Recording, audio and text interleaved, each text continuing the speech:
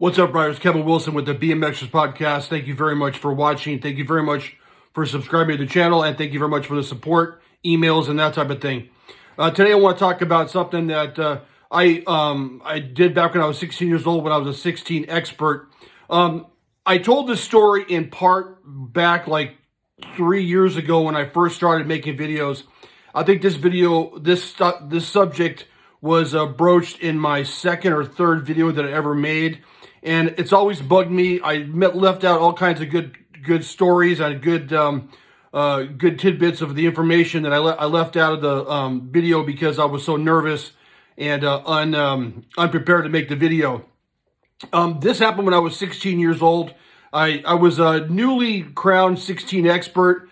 I was mid-pack at the time in Azusa and Pipeline in California, and I just happened at the time in the summer of '85, we happened to have a friend that his dad lived in Guadalajara, Mexico.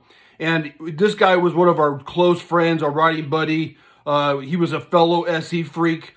So at the time, he went down, had a scheduled vacation to go visit his dad for the summer. So he invited my brother and I down to Mexico, to Guadalajara, with him for the summer, and to ride our bikes and to take our bikes with us and that type of thing. And what turned out to be a very interesting trip down to Mexico. At the time, my brother had a Diamondback Harry Leary Turbo. I believe I had my Daryl Young at the time. I don't think I got my Andy Patterson yet. But it was the summer of '85, I believe. I believe this was in 1985, where we were invited down to Mexico to visit my friend's father for the summer. And my friend's father just happened to be an importer of, or an exporter of, clothing from the United States to Mexico, where he would buy blems, lightly damaged clothing, and take it down to Mexico and sell it. And he had a pretty thriving business. So he was a relatively successful businessman in Mexico. And when we were invited down to Mexico to go visit his father organized all of the travel arrangements for us. So once we asked my mom for permission, and my mom's granted us permission to go down to Mexico for the summer. She gave us each $100 to spend while we were in Mexico, and as you can imagine, it didn't last very long once we got down there. But the fun ensued when we were picked up. My friend's father actually had a bunch of employees that worked for him that took the clothing from the United States into Mexico. So one night around, I don't know, midnight or something like that, this Ford felony van shows up outside of our home in South Pasadena, California, and it's filled almost to the rim with clothing destined for Mexico. And my friend, my good friend Romero, was in the van with the employee, with the driver, and we put our bikes in the back of the van, and we proceeded on to the border. Now we crossed in Mexico in Mexicali. So while we were going across, right before we were getting to the border, the employee says, "Hey, you guys need to hide those bikes because the federales are going to want to seize them." And we were like, "Really?" And at the time, I had a JMC Daryl Young, JMC bars, JMC forks. It was a nice bike, but I didn't have like bullseye hubs or nothing like that. My friend had a quad angle. He had a quad angle, and his was just decked out with everything. He had Philwood hubs.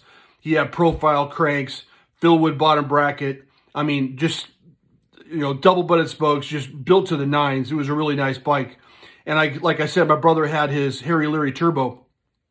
And so what we had to do was we pulled over on the side of the freeway, and we took all the clothing out of the van, and we put our bikes underneath the clothing, and then we put all the clothes on top of our bikes, and we sat on the clothing so you couldn't see our bikes when we tried to pass into Mexico. And when we passed into Mexico, the federales, they stopped us and they pulled us out of the van, and they started hunting through all the clothing, and sure as shit, they found our bikes. So we hadn't even got anywhere into Mexico yet, and the federales seized our bicycles. Now, at the time, even now, I would think that, we thought the bikes are gone. We're never going to see them again. My friend's dad actually called the federales. They had some sort of an argument at the border, and my friend's father actually offered the federales a bribe to let the bikes go through with us to let us get to Mexico. They took the bribe, but the guy said, it's going to be a couple weeks or a couple months before we can get the paperwork done. So we did not get our bikes back. We were released into Mexico, and we proceeded on down to Guadalajara to visit my friend's father. So we were pretty bummed out. We had to leave our bikes. We were convinced that the bikes were gone. We were never going to see him again. We got on after we got into Mexicali. We had to get on a train to go down to Guadalajara. Now this wasn't like a normal train with like a beverage car and a club car and sleepers and all that stuff. This was like a really crappy train. It had like broken windows. There was no air conditioning. It was the summer, and it was absolutely miserable. We sweated like pigs the whole way down. I think it was like 2 days on the train from Mexicali to Guadalajara. Horrible time. At the time, I didn't speak very good Spanish. My brother spoke better Spanish than I did, but we were trying to get by. They would stop at, they'd stop at local stops down the way. We have to get like jicama and pineapple and horchata and stuff like that at these little stands by the train stations all the way down. But, we only had $100 and we were trying to conserve our money for the whole trip, for the whole summer. I think we were there like the whole 3 months for the whole summer. Once we got down to Mexico, we met up with my buddy's crew. Now, my buddy's crew down in Mexico, these guys were like, these guys were crazy SE riders. I mean, these guys loved SE bikes. That's all they rode. PK rippers everywhere down there. And since my friend's father was fairly affluent down there, all of his friends had money. They had just as much money as we did, if not more. They had better bikes than us. It was crazy where these kids had these really nice bikes, SE racing all day long, and they would trade and sell. And my buddy would actually sometimes he would take his bikes down from the United States and sell them for like twice as much down in Mexico, down in Guadalajara. So we got down there, and we were immediately taken to this place called the Hoyo. Now, this place called the Hoyo was the nastiest, the biggest gap that I've ever seen as a BMX racer or a rider or a jumper. I mean, I had jumped good stuff. I was jumping picnic tables. I was jumping trash cans, cars. But this jump was absolutely enormous. This must have been a 30-foot, 40-foot gap. And it was called the Hoyo in the middle of the country in Guadalajara. Now, we were taken out to this place by my buddy, and my buddy, there's two Romeros. My friend was Romero, and then there was another guy down there named Romero. And we were taken out there by the second Romero, and we met this guy named Chava. Now, Chava was the same age as me. Now, I don't know what Chava, I think it's like Charles or something that the translation in the English is, but his name was Chava. Now, this guy was a very, very good jumper. He was very fast. It turned out that the year before was the Tijuana National, and he had went to the Tijuana National and won the whole damn national as like a 15X or something like that. And I think that happened in 83 or 84, the Tijuana National. So this Chava dude, if you ever look up any of the race results for the Tijuana National in 84, I believe it was 84, Chava should be on the list for winning the entire national. So this guy, we were riding with this guy, and this guy immediately set down the gauntlet where he went for the jump, and he cleared this. He did a no-hander over the Hoyo, and he flew. This guy was insane. No-hander all the way, the hands around his back, and he didn't get his hands back on the bars in time, and he crashed. Got up, and he shook himself off, and he goes, okay, what do you guys want to do? Show me what you guys can do. Calling us out. Now, like I said, we were pretty good jumpers at the time. So we didn't have our bikes.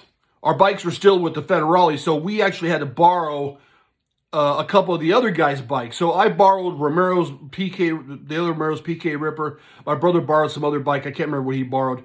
And we jumped the Hoyo, But the problem is there's a part where you could either go directly over the hole or you can go off to the side and cut a little bit, probably cut 10 or 15 feet off of the jump. We went off to the side, cut 15 feet off of the jump, but it was still the gnarliest jump, the gnarliest gap that I ever done by far. I mean, it was nuts. It was a big jump. And we kind of like showed what we could do. They were mildly impressed. Like, oh, okay, you guys can ride. You guys are good.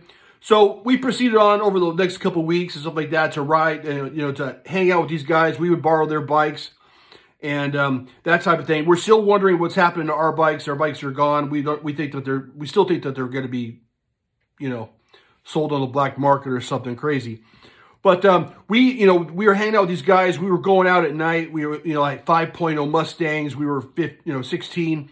I didn't even have my license yet, I don't think. And we would go down in a downtown Guadalajara and go to the clubs, and we were driving really nice cars and we're hanging out. We had a lot of money. A couple of the guys that we hung out with were really wealthy. Their parents did stuff that I really can't talk about on this video. But let's just say that they were very wealthy. And we hung out with them, and we were like a VIP. We were like VIPs. We went to all the clubs. We were like 16, and my brother was 14, for Christ's sake. And it was fun. We had a good time. Our $100 went in like, a couple of weeks. We were done. And we would go to this local burger joint called Cueva del Oso in Guadalajara. And we thought it was funny because we would sit there and eat hamburgers. And the guy making the hamburgers would be frying on an open grill, and a fly would land on the grill, and he would smack it with the spatula and he'd flick it off. And we thought that was hilarious. And we ate there. We didn't drink the water, but we didn't have any reservations of eating whatever we wanted. And until one day that I woke up with in the morning with the most excruciating stomachache that I've ever had, diarrhea, throwing up for a couple days, and then I had to go to the hospital. My friend's father actually said, "You know what? Let's get this kid to the hospital. Something's wrong with him." So I went to the hospital in Guadalajara. And I was like really sick. It turned out that I had intestinal food poisoning. I don't know if that's worse than food poisoning, but that's what I remember I was diagnosed with, was intestinal food poisoning in Mexico. So that I was in the hospital for like 3 or 4 days. That got me kind of messed up. I got back out again. We're still partying down there, doing our thing, still no bikes. And then one day we heard about there's this race down in Mexico, now, I still don't know the city. I think it's like Aguas Caliente or something like that. It's way down, like southern, way deep into Mexico. We had to take a bus to get to the race. And the bus is like 12, 13 hours overnight. We got on the bus at like 4 or 5 in the afternoon. And we got there at like 3 o'clock in the morning. I borrowed Romero's bike, the PK Ripper. It was a good PK Ripper, but it wasn't my forte at the time. At the time, I was on a JMC Daryl Young, even though I had had many PK Rippers in the past. He was a smaller kid than I was, so it wasn't exactly set up to my specifications. It had smaller bars and that type of thing. But I borrowed this guy's PK Ripper to race. And, I didn't have none of my gear with me, I didn't have my jersey. At the time, I was on main bikes. But when we went down there, we weren't planning on racing. We were just going down there to spend the summer riding and having fun. So I borrowed a bunch of gear from the local guys. I borrowed a helmet and some ugly black jersey with like gold lettering on it and stuff like that. And I was 16 expert. Now I had just really turned expert in early mid 84. So this was summer of 85. So I've been at 16 expert for about a year. I was good, but I wasn't like exceptional. I couldn't win a national in the United States. There's no way. But when we went down to this race, we didn't have any money, and we were taking the bus all night long, and we got some pan dulce in the morning of the race, and we got there like 5 hours early before anybody else. And this was a huge race. When I say this was a race, this was a huge race. This is probably one of the biggest races in Mexico at the time. It turns out that all of the Mexican BMX manufacturers, now I can't even name them now, but they all had their factory teams out. Every one of these, there were other countries too that I can't really remember, but they were. It was an international thing, except for the United States. The United States did not have one team member, not one team, not one racer, not one product, not one BMX company at this race. It was strictly Mexicans. all Mexican companies, but it was bigger than the NBL War of the Stars by far. It was bigger than the one national that I went to in Griffith Park, or the Burbank Equestrian Center in '83 '83. This was a big deal, and when I went to sign up, they said, no, you're not an expert. We're going to put you in the pro class. And I was like, what? I'm only a 16 expert. They're like, no, you're professor. You're going to be we're going to put you in the pro class. And it turns out that Chava, the guy that had won the Tijuana National the year before, was in my same class at that time. So I had to race Chava. I turned out racing Chava in the main, but I didn't race Chava in my motos. I got on the gate for my first race. I'm on a borrowed bike, borrowed helmet, borrowed jersey, that type of thing. And I won my first race. So I won the first race, and this is back, it was ABA rules. So not that it was sanctioned by the ABA, but I believe it was. So I won my first race in my class. I'm already out. I'm going to the main. The open comes around. I smoke everybody in the open, win that race. I go to my main. So after the first round, I'm in the main for my class and for my open. And I'm feeling pretty damn good, man. I'm like, dude, I smoked these fools, man. Like in the words of Todd Lyons, I smoked these fools. It wasn't even close. Now, these were factory dudes from the Mexican companies, the Mexican BMX teams, and I smoked them all. I was feeling pretty damn good on a borrowed bike with a full face helmet, which I couldn't stand. But during the day, they went through the semis, and they went through the quarter semis, that type of thing. I'm still in the main. I don't have to race again. And my brother and I were sitting on our borrowed bikes in the pits area, under a tree. And my brother made a comment he's like, dude, you're going to win this whole thing, man. You're going to smoke them all. And we were laughing and joking about it. And we had been in Mexico for several months at this particular point, and we hadn't heard anybody speak English in a long time. So out of nowhere, this Mexican guy rides up that was standing. I guess he heard what my brother said, and he walks up to me and my brother, and he goes, "You ain't gonna get shit today." And I was taken aback. I'm all, dude, man, I can't believe this guy just spoke English to me, man. And I was like, yeah, whatever, dude. I'm gonna smoke you anyways. So we go through the day, and they get to the main events in the open and in class. And sure as shit, Chava shows up. This guy that jumped the Oyo, that could outjump me, outjump our whole crew, that won the Tijuana National. He's in my main for both classes, for my class race and for my open. And being the only American at this race that I can remember. Now, I don't remember seeing another American except for my brother, me, and my buddy Romero that were down there. Why they didn't race, I can't remember. Probably because we didn't have our bikes, and they didn't want to borrow another bike, so I borrowed this guy's bike to race. And I get on the gate, and guess what happens, man? I was so surprised. I got lane 8 both races. So both my mains for my open and for my class races, I got lane 8. Surprise, right? I'm the only American there. I get on my first class race, and I come out of the gate. I think I'm in second or third. I'm I'm hanging. We're banging bars. And in the United States, I was notorious for banging bars. Actually, I enjoyed banging bars. I enjoyed getting in the mix and mixing up with people. At the time, I wasn't as big as I am now. I was probably 5'10", 5'11", probably 180 pounds. So I was a bigger kid. So it didn't bother me to mix it up with guys. And I would T-bone people. I had to assert my certain moves that I used to do.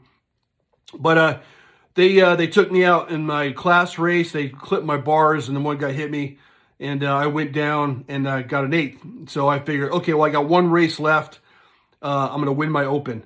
So I get on the get on the gate for my open, and lane 8. Once again, I'm all, wow, dude, this is really a bad luck to get lane 8 both times. But I get on lane 8, and I come out of the gate, and I I'm in probably fifth or sixth this time. I think I hit the gate, and they outran me, and I got eighth. So I got last place in both races at my Mexican National. And so after that, I was kind of dejected, but I was still kind of stoked because I beat Mexican pros that were on factory teams as a relatively mediocre expert in the United States. And so that's when I talk about national races, when I say, well, I only raced one national in the United States. I raced the Burbank National, the JAG World Championships in '83, I believe. And then I raced the Mexican National as a 16 expert in Aguascalientes, Mexico in '85, in the summer of '85. And a 16 expert racing pro, I did pretty good from what I could tell. I wasn't too bummed out about it, but I did my best. They took me out, and it just shows you that even dirty riders could get taken out too. Because I definitely was not a clean rider. I'm not bragging about it, but that's just the way I rode back then. Yeah. So we got back on the bus, went back to Guadalajara. When we get back, we'd been back a couple days, and this truck shows up. It was like a Federal Express truck, but it was a Mexican company. And he comes out, and he has this big clipboard, and he goes, hey, you Romero, and you Kevin, all this stuff. Yeah, what's going on? And he pulls out our bikes, man. My friend's father paid enough money to the federales that they actually released our bikes back to us, man. So we probably were there for like another month, and we probably had another month there, and we got our bikes back. My brother got his Harry Leary Turbo, my friend got his Quad Angle, and I got my Daryl Young. And that's when we really started riding with these guys, jumping, causing trouble in Guadalajara. It was nuts, man. We finally had our bikes, and we were having fun. It turns out that my friend actually sold his Quad Angle down there for like a couple $1,000s before we left. My brother had attempted to trade his Harry Leary Turbo for a Pee-wee 50, a Yamaha Pee-wee 50, and we had there was a deal where the deal was supposed to go through, but then the guy backed out, and my brother wanted his bike back anyway, so my brother kept his bike. Nobody wanted my Daryl Young. I'll sell my Daryl Young, no problem. I'll get myself an Andy Patterson when I get back. But no one wanted JMC. No one could really care about JMC. Everyone wanted SE everything. If it was SE, you could add another 50, 100% onto the price, and people would buy it down there because I guess for some reason it was hard for them to get them down there in Guadalajara. Our time ran out, so the decided that we needed to go home. So how are we going to get home? So my friend's father decided, you know what, we're going to, I'm going to put you guys in a motorhome. We're going to drive back to California in the motorhome. So we loaded up all of our stuff in his Pace Aero or whatever motorhome, and we drove north from Guadalajara to Mexicali, I think we crossed. And we stopped in Mazatlan, we stopped in Puerto Vallarta, we stopped a bunch of different places on the way up. And there was a cool thing where we were in Puerto Vallarta overnight, and we got our bikes out, and there was a restaurant called Senor Frogs. It was right on the water in Puerto Vallarta. And we went there for dinner and stuff like that while we were staying there. But we had our bikes with us at this particular point. So there was like a cement like a pad out in front of the restaurant, like right over the water. And one night when we were in Puerto Vallarta, we went out and we started doing our freestyle tricks.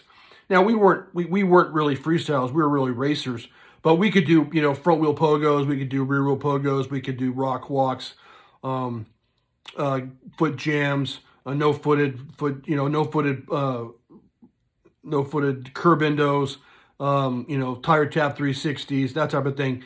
And it was great because everybody from the restaurant came out and they're all watching us, and we're all doing our tricks, stuff like that. It was like we had our own little mini impromptu freestyle show on the cliff side of Puerto Vallarta before we got back into the RV to come home. So I remember on the way, right before we got back, I think we were going through Ensenada or something like that, and we had ran across a truck that hit a cow.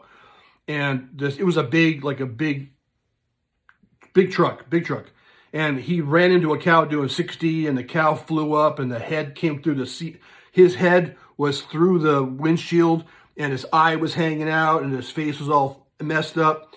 And that image still sticks with me today, where I think, wow, that guy was really messed up. And we got back, and we survived. We lived to tell another tale. We shared our experiences with our friends, and some of our friends believe us, some of them don't. To this day, I'm still shocked that we got our bikes back. And it's just too bad that we didn't get our bikes back before the race, because it would have been great to race my own bike at the Mexican National rather than one that I borrowed from Romero, who was a lot smaller than me. That's the end of the story, guys. I appreciate you guys coming by. Now, I'm going to link this story, my original video, to this video in the comments. Now, keep in mind that the one that I'm going to link was like my third video that I ever made. I was 310 pounds. I knew nothing what I was doing. I actually hired a production company to do this for me, and they didn't, I'm at the time I was like, oh, this is so great. But now I look back at it, I think, oh my gosh, what a waste of money to do this. But I am going to link my original video. You guys could see the difference, what I look, my storytelling ability, and that type of thing. So you guys can look at that if you want to, if you're interested. But thank you very much for coming by. I just want to let you know that my merch is coming out. This is my sweatshirt that I got going. It's going to be white and black. Got the hat. I got a bunch of new designs too that I'm working on that guys from Azusa might be into. So if you're from the 626 Azusa pipeline area, you might be digging some of the stuff that I haven't unveiled yet. It's probably going to be another week or two. I'm working on the receiving payment type of thing and finalizing the shopping carts. But it's going to be cool. Thank you very much. I hope you enjoyed the story. And I will talk to you next week, and coming up the next few days, next few weeks, I'm going to be retelling some of my first stories I ever told, because quite honestly, they were terrible. I did not do a good job. Music was too loud. It was horrible. So I will be retelling some of my first stories that I did. Thank you very much, everybody. Peace out. Until next week, the track is closed. Peace out.